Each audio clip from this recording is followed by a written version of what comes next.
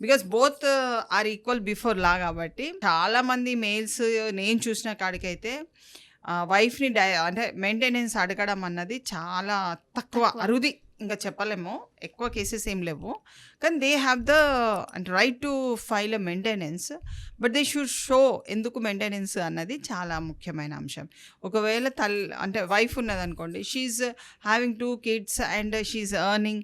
ఆమెకు అక్కడి వరకు కరెక్ట్ సరిపోయిందనుకోండి. She may not be able to give. పిల్లలున్నారు. ఒక్కతే ఉన్నది. తల్లిదండ్రులున్నారు.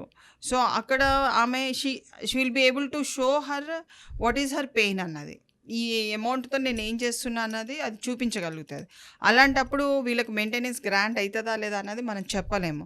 కానీ they have the right to file a maintenance. అది మాత్రం ఉన్నది. వాళ్ళు చూపించుకోవాలి. వాళ్ళు ఏం చేయట్లేదు.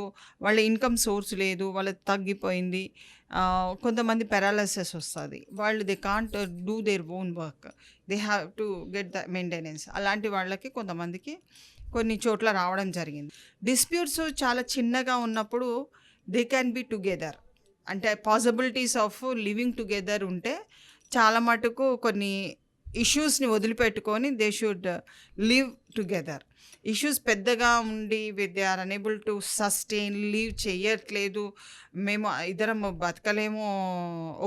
ఒకే నీడ ఉంటే they should go for the divorce. అంతేగాని కక్ష సాధింపు చర్యలు మెయింటెనెన్స్ చేసుకుంటే కూడా కక్ష సాధింపు చర్యల కింద కూడా చూపించరాదు.